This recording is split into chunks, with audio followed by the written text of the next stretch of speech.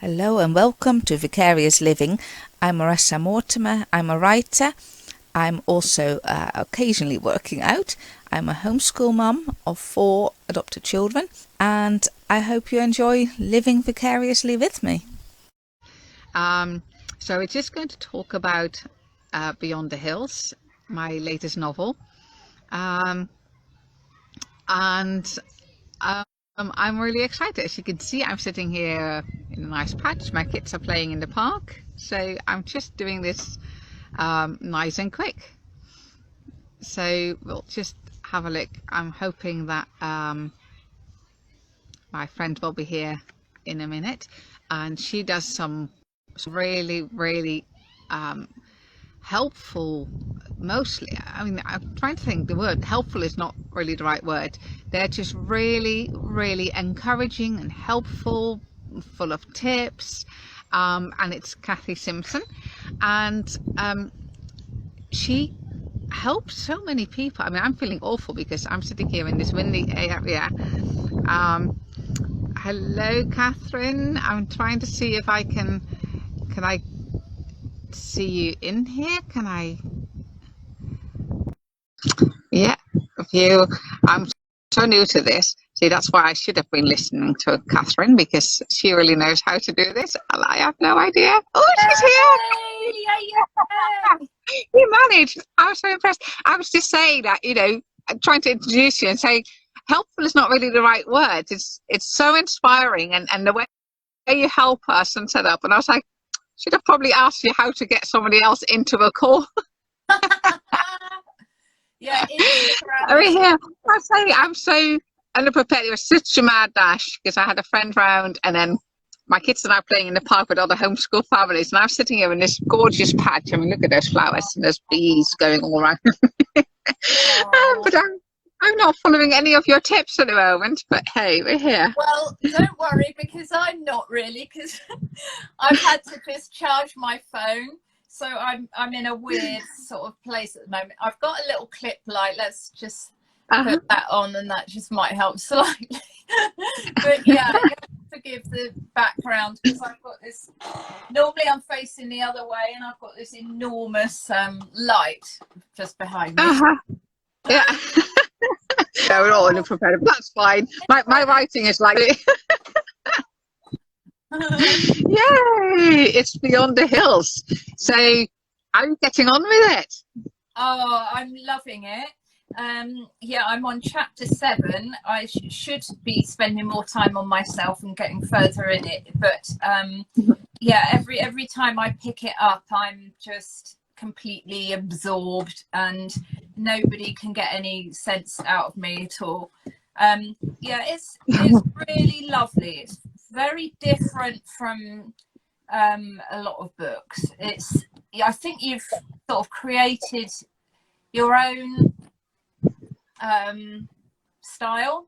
Well, do you know what I mean? What is it called in writing when you create your own niche, type of writing? But it's I think it's unique. It's so easy to do the whole world that it's in, which is so great for you to relax and turn off. And yeah, so there's a wonderful Christian element to it, but it's very it's something that everybody can enjoy and access. And yeah, it's really lovely. I love the story, and I'm just really fascinated to know what's going to happen next. And it's an amazing place you've created. So Thank you. Yeah, because I was a bit worried with that one, because Walled City has like a lot of action in a way straight from the beginning. Yeah, you're cutting out. You're Yeah, cutting out quite a bit, Marissa, at the minute. Oh, okay. No, right. Keep going. I think with Walled City, it's like a lot of action, and he meets more people, so there's a more conversation in a way. Yeah. Whereas with the hills, I was worried because it's a lot of her inner process and her thoughts, and I was like, I was worried it would drag on too long and get too boring in a way. Yeah. No, I'm sure it doesn't, because in Walled City you've built up really strong characters, and so we really feel for most of them. Some of them we get really annoyed with. So yeah, but you've built up that really good character base, so I think I just find that really interesting, actually. I don't think that I would necessarily need a whole load of more action. No, oh, that's good. Yeah, and I think, I was sort of halfway through, and then I sort of introduced her diary, and then I brought the diary forward because she has no one to discuss anything with, because obviously everything has to stay secret. Do you think that works? Yeah, I'm wondering which character you're talking about at the moment. The one in Beyond the Hills, Matsia. Oh, okay, that's interesting. Do I think that works, talking about her? Yeah, because it's like it's a very secretive place, and so it's going to, most of it is going to be what happens in somebody's mind, and yeah, I've always been really quite fascinated about the wartime or troubled times that people go through because of my troubled childhood, basically, and having to keep things secret from my stepfather. I've always been fascinated by coping, surviving in situations, and seeing your take on how people are coping, and so I think I'd enjoy that. Yeah, because I thought if there was no diary, it would end up with like her talking to herself a lot. So I thought it's almost like having an extra character, as in the diary. That obviously there's no, it's a bit of a monologue in a way, but there's still, she's talking in a way. So I thought, it was just to break up. Otherwise, it's like, she was thinking this and she was thinking that, and it's like. Yeah, I wish I'd got to this bit. Yeah, but I suppose I have a little bit. I've just started a little bit of what she's. But yeah, I think that's fine, because it's just part of what anyone would go through in somewhere like that. It's so oppressed that you just can't be a robot. It's impossible. So it would make you think how you would cope in those situations, and all of that. And the whole thing about in the first book that there was a diary and it had to be hidden away inside the television. So the actual not intrigue, worry about whether the diary is going to be found, and that creates suspense. That's the word that I wanted to. So that encourages you to keep reading. So yeah. No, I think it's quite hard to because what I would try to do, especially with Beyond the Hills, that she's actually going through a lot of changes, because her life is quite stable in a way. She's plotted it all out, and it's all sort of lined up. And then she gets this package from, well, it's not really her friend, but like a friend, for a better word. And her friend has gone and left her behind again. Just like her mother just walked out of her life in a way. And I mean, Matcha is not a very nice person. She's not the nicest of characters, at least especially at the beginning. I'm sure she changes, I can imagine. And that's the thing, and it's like you don't want to, and I think that's the thing, or sometimes you think, if someone becomes a Christian, there'll be this, they wake up and it's like, you don't recognize them. But it's not like that, is it? It's like a gradual Yeah. change. Yeah. And it comes out later in the book, you know, when people annoy her, she really finds herself really being annoyed by them, sort of thing. And I think that's the thing, that, you know, even as Christians, we can still be really Yeah. cross with people, really annoyed, and Yeah. then, you know, feel guilty maybe, and shame, and think, oh, you know. So, you know, I've sort of tried to bring that out, that yes, there is a change, but it's not, you know, she reads a page and that's it. It's like completely different Matsia. Yeah.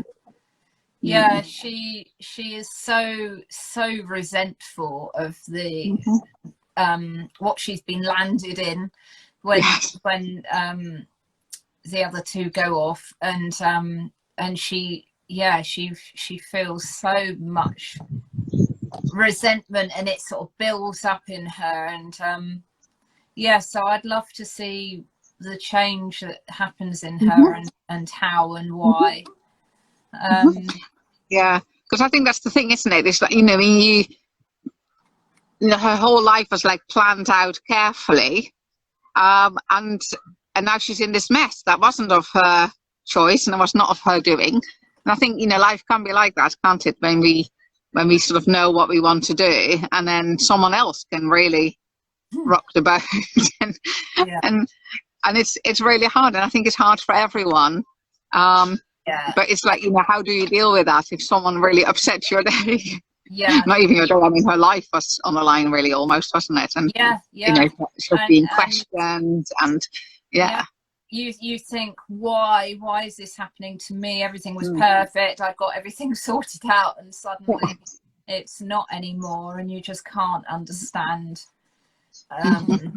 why. But yeah, it's very worrying time for me. But yeah, there's been so many people over the years, and many years, who have been in very dangerous situations suddenly, and you know, I'm interested in, because I live near Buckinghamshire, we have a martyrs memorial there, and so people who were Christians and who read the Bible in English, they wanted to read the Bible, they wanted to be able to understand it because they couldn't understand Latin, and they managed to get like a page or a half a page of the Bible, pretty similar to what it's like in the book, and they had to hide this page, and then their neighbours would find out something and would dob them in, and they became martyrs.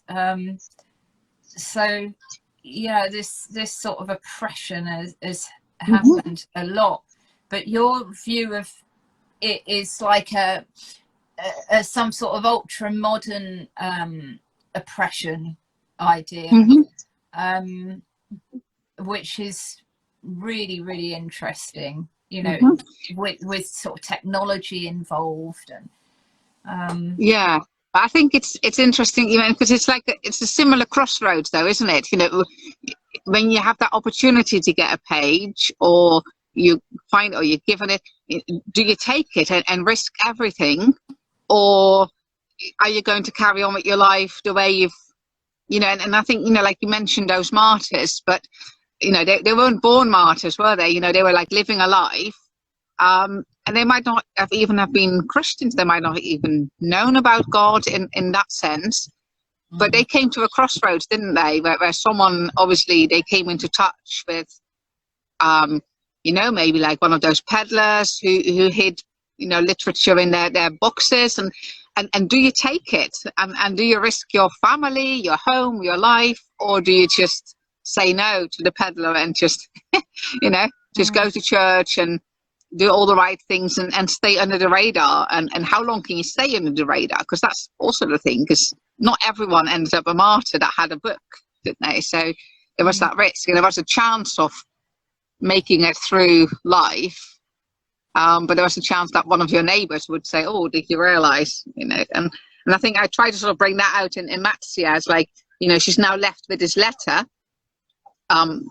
Does she take it into the council straight away and say, look what I've given, I have nothing to do with this? Or will that make it more difficult, and you know, what are the risks? Yeah. But yeah, no, that's Yeah, a really good point, isn't it? I've always wondered, you know, what lying is really. I've wondered if you say something. I'm not saying that she lied, because I think, and I don't think that she. What I'm talking about with lying is not saying some of the truth and allowing the person to come to a what they think you are saying, you know, and you're leaving this bit of truth out. I always wonder, in that sort of situation, how I would react to something if somebody pointedly asked me a question. Would I try and leave out some of the truth? So in the Bible we have somebody called Rahab who protected these spies, and the people who were following them got the wrong end of the stick where they were. And I wonder whether she sort of partially left out some of the truth, so she wasn't actually lying. But is that a lie? You know what I mean? I think in her case, she had hidden them on her roof, so she knew that they weren't running towards the mountain, though, did she? She told us that they've already left the city and they've gone towards the mountain, sort of thing. And I think it's similar with the midwives in Egypt, where they said, oh, well, the women are so strong, you know, by the time we get there, they've already given birth and we can't wrestle them. I think. I mean, I had similar dilemmas in the Netherlands where I grew up during the Nazi occupation. And it's like, you know, do you tell lies? And some of them would, when they were questioned by the Germans, they would sort of hit the table and say they're not here, and they would sort of feel that they were saying they're not here as in the table where I'm hitting, sort of thing, and they would feel that they had bypassed the truth enough, because they didn't want to lie, but obviously they also want to give, you know, people they were hiding away. So they would hit the table and say they're not here, as in on the table. Whereas others felt like, well, you're protecting life, which was more important. So they would not happily lie, but they would be, you know, quite happy to deceive, you know, the German soldiers. If that person is evil and they decide, you know, their brain leads them to this conclusion of what you've said, then, you know, it's just that it's their fault, really. You haven't actually lied to them. You've just they've come to that conclusion. How interesting.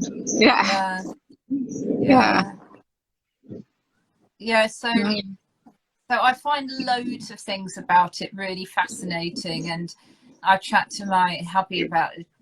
Did you know this? It says and we're both really intrigued by the ideas that you've got. You're ever so creative the way your mind thinks, and I have no idea how you manage to get all these characters to work together in this amazing storyline, and it all works. Because I'm not a writer, I'm just like really amazed at that. It's sort of picturing it in your mind in a way, which is interesting, because a couple of people in the review for this book tour have said, oh, you know, this would make a brilliant film. And I was like, it's probably true, because in a way I write it because I can picture it. So it's like watching a film and just writing down, like describing the film in a way. So I think that sort of helps. I can sort of picture it before me, and so I'm sort of plotting the third one, which is going to be set downstream. Exciting. Wow. I never thought about that as a film. It would be amazing. It would be. I wouldn't have thought that you'd have to have an enormous budget for it as well. A lot of it people's interaction with each other and what they've got in their mind that they have to say and things like that. Yeah, it'd be amazing as a film. Yeah, but yeah, I think it's that, you know, a style of writing. Obviously, people, you know, some people really plot their book like scene by scene in a way, and then write it. Whereas I tend to have a character that I like, and I know a lot about this character, and I usually have like either a Bible verse or a message as such. You know, like you know, what do I want to happen, or I have like a particular scene that I know will happen, and then I just write and see what happens. And this one came actually out on a Christian Writers' Day. One of the things we had to do, I think it was a couple of verses in Colossians about, you know, the powers and everything, that, you know, God is stronger than that. And everyone wrote beautiful poems and very, you know, like devotional things. And I ended up with this really scary scene of someone trying to run away, reciting to herself that, you know, it doesn't matter principalities and powers, and, you know, he's been given the power over all that. And I was like, and so I knew it was book 2, because by then I had, I think, just about or almost finished Walled City. So I knew it would be someone escaping Elabi, and knowing that, you know, God was in charge, even if the whole of the Elabi council is after you. But I wasn't sure where it would fit in, or what, and who was. But yeah, so I thought it just was quite funny, because everybody was reading out, you know, at the end, like, what did you write on these verses? And everyone's like, really, you know, beautiful poems. There's me, this person, like hugging the wall and, you know, reciting to herself, like, oh. Oh, yeah, that just, you know, we're all different, aren't we? And I'm interested to know, Marissa, are you really good at chess? No, I've always wanted to learn to play, but it looks so complex. I was like, I don't even know where to start, and I'm not very good with reading instructions and things. So I was like, oh, yeah, I'm still hoping it will happen. Thought that you must be really good at complex things like that, because you can work out a series. You must be able to work out a series of things. I mean, my mum was amazing at seeing a piece of material in a shop and imagining this finished garment from it. And so with that sort of thing, and with your writing, you've got to see ahead a few stages and see how it's all going to fit together. Personally, I find that impossible. So yeah, I thought you might be good at strategy games where you have to. Yeah, you do actually, saying that, you do love the sort of murder mysteries and things, so that's similar, isn't it? It is, isn't it? And I think it's like, I mean, we used to have a board game called Stratego. It's like a strategic, it was like a war game, really. And you had to protect your flag, and you had bombs that couldn't walk, but you could place them, and most soldiers landing on a bomb would then lose. And then you had, you know, players that could do more, and there was like different ranks, and it's like against one another. It's like a board game. So we used to do that as children. So again, you had to like think ahead. A group around a flag too big, there was this big immobile corner, so people would know your flag would be there, and you could send like a miner to deal with the bomb, sort of thing. So you had to, you know, not make it too obvious where your flag was hidden, and still protect your flag. So yeah, so there was a risk, you know, you could leave your flag almost unprotected and pretend it was a different corner by not moving people in a different corner and just keeping them really static, hoping that the people would attack that corner. But yeah, it's that kind of thing, isn't it? And I think with writing, though, it's I don't really plan. I tend to write in chapters, and in the evening I will and then start from where I left off in chapter 22, and then I'll just see what happens. And sometimes it really surprises me, and I think that's the thing with, you know, especially sort of faith fiction or Christian fiction. You know, they can come to conclusions that was like, oh, I'd never have imagined that, or oh, I wouldn't do that. I mean, it was a bit like in Sapphire Beach, where, you know, she's determined to be courageous and trust God for the outcome. And then she does something really stupid. I was like, that's not what God meant. You know, when he says, you know, trust me, he doesn't mean sort of, you know, be an idiot thing and really take massive risks and throw your life at that. That's not what it means to be courageous. And so, yeah, and you have to go over your characters and you go, no, don't do that. It's going to get you into trouble. I'm sure this will get you into trouble. Oh. So is your happy place for writing outside with your cardboard box office? It is. That is my very, very happy place. When it's scorching hot and I'm sort of hunkering down so I can still see my screen. And I was like, it's just too nice to go inside. But yeah. It obviously, being outside and everything just gets your creativity going. Yeah, it is nice because it's in a way easier to imagine your characters doing things. And you know, I think, you know, Elabi can be a very warm place, and which is like, you know, Crete, and it's hot, and you know, she's eating sweet things. You know, she's on the beach, so it helps, you know, because you sort of have the feels to go with it.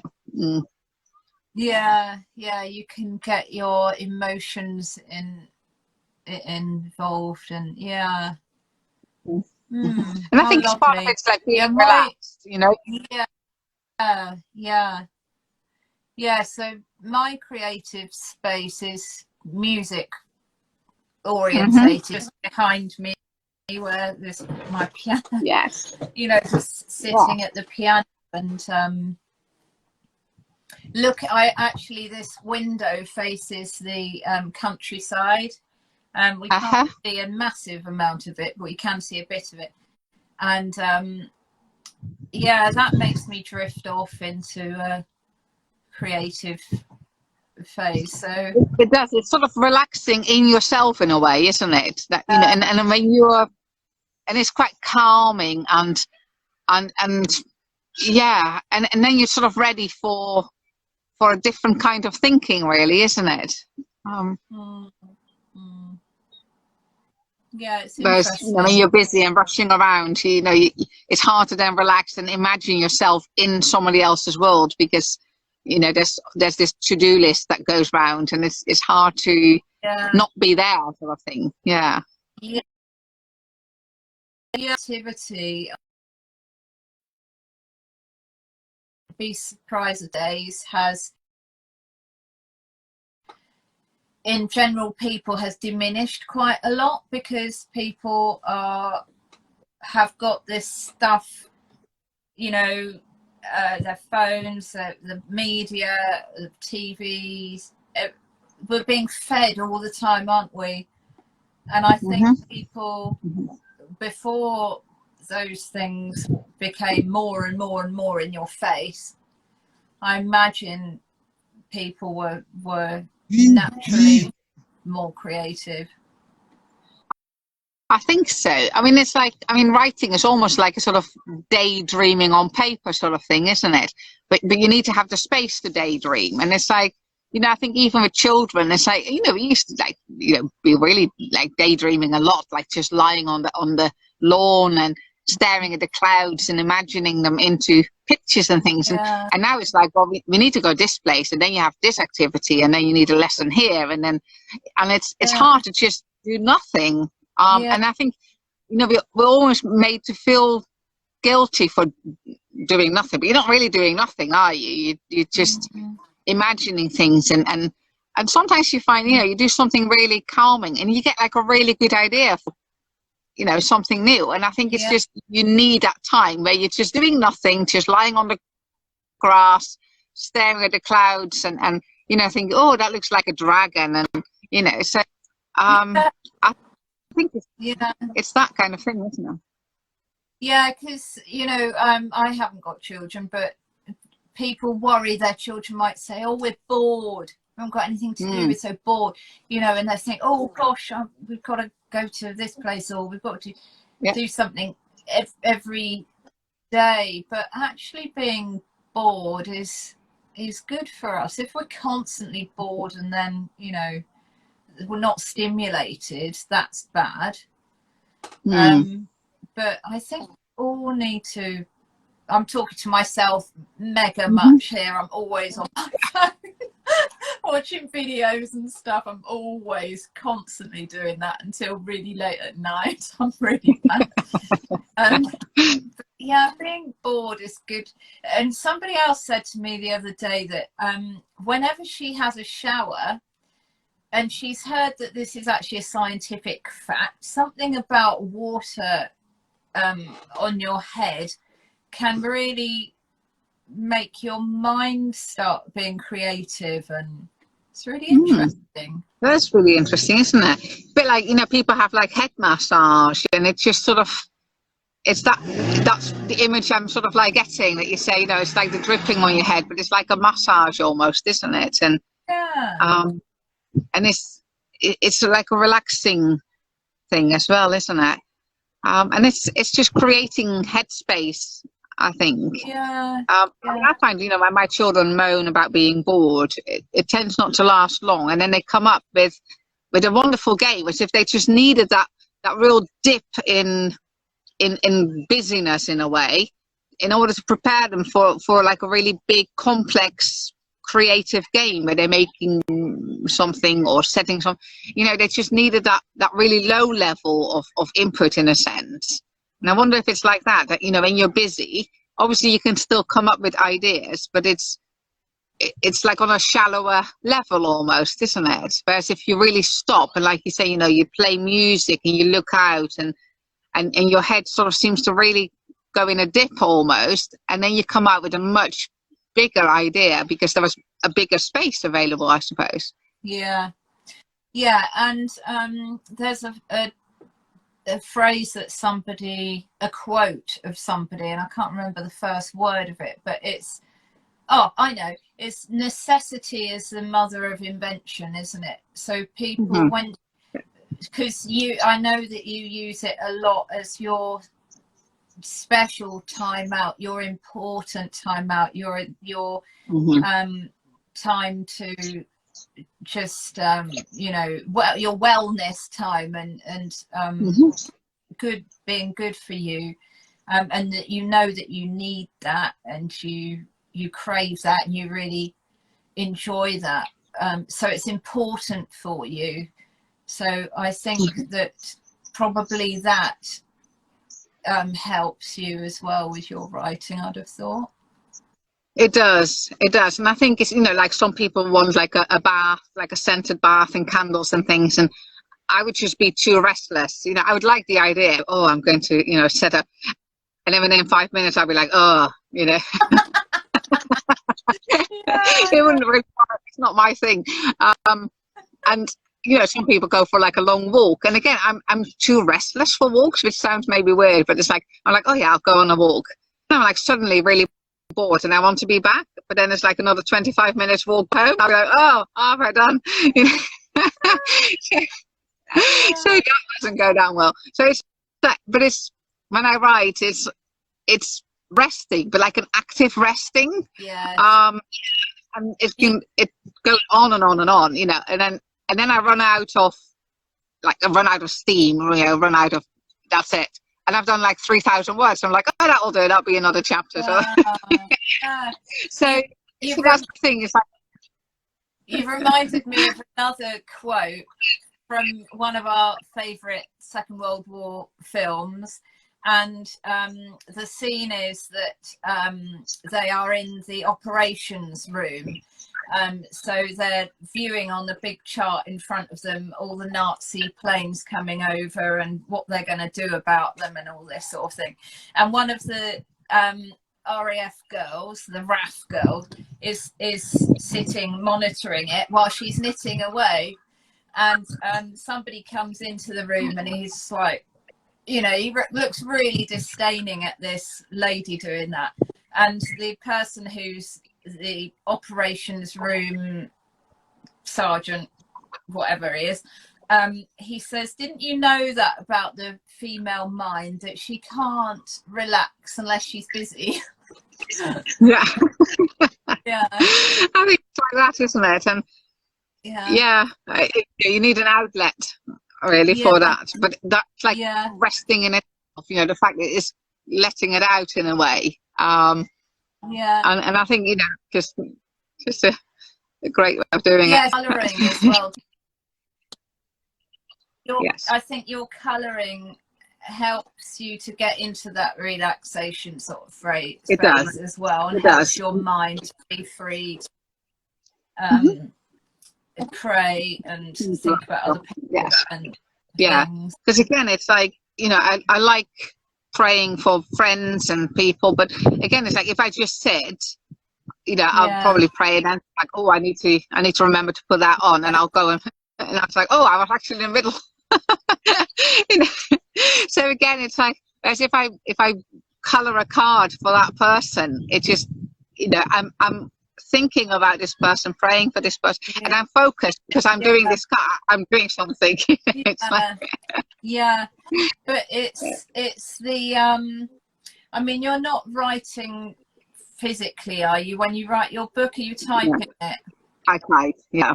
So I don't know, typing might be slightly relaxing in itself, you know, the manual thing of colouring is quite a relaxing, repetitive movement. Maybe it's to do with the focused thing as well. Yeah, because you have to really keep your eyes on the thing, don't you? Yeah.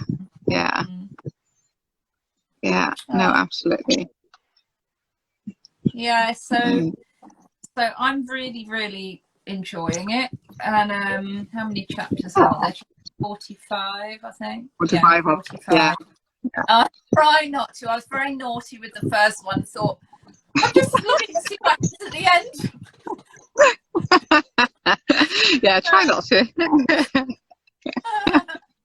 But yeah, you'll come across the Colossians one, and you'll be like, oh, that's the bit that stood out at the Christian Writers' Day, where this beautiful poem. You'll find a quote, and you'll know what that night, that day wasn't the day, but yeah. See if it's amazing what you're doing, and you really have a skill in this. You've really got a story writing skill, but there's a massive message in there as well, which in the end of the first book I was very emotional. It really moved me.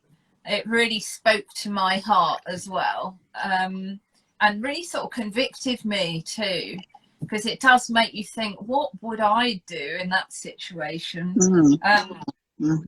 Yeah, so I'm really looking forward to finishing this and then getting your next one. And I'm sending it to people as well, and you know, thank you. Yeah, I'm hoping that they'll, you know, get just sucked in the best way, you know, as well. Yeah, thank you. Oh, it was really good to see you. And you really need to catch up, like have a proper catch up soon over a good coffee or a tea. yeah, that would be lovely. Yeah, and really nice. Love to you both and all your lovely kiddies. Give them kisses for me. Yeah, I will do. Yeah, no, we will meet up very, very soon. Yeah, I'm going to escape down your way for a day. Oh, yeah, lovely. I'm actually on a bit of if I had to touch wood, because I just trust the Lord. I'm feeling a little bit better over the last few days.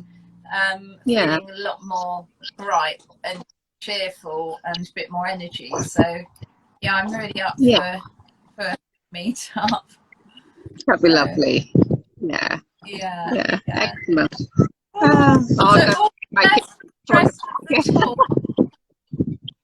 that again. Really. So I'm going to see if my kids have destroyed the park yet. And I haven't heard anything, so I'm sure they're fine. Yeah, good. Well, it's really good to see you. And And yeah, enjoy the rest of the book. yeah, I will do. I'll get at it tonight. Yeah. No worries. No worries. Lovely. Marissa. Well, thanks for hopping on. That was really good. Thank you. Pleasure. So What all do you the very best for the rest of the tour. Thank you. Right. Bye. I'll just see, how do I get out of See you. this? Bye. Bye. Press the live, I think. Press where it says live, I Okay. imagine. Okay. Yeah. Brilliant. Excellent. It would be nice if it could be saved. Be nice if it could be saved, but yeah, I don't think you can on Instagram, can you? Right. Well, thanks for people hopping on. Really kind of you. And I will catch up with you all soon. I wish I could save this, but I don't think I can. So that's a shame. Right. See you all.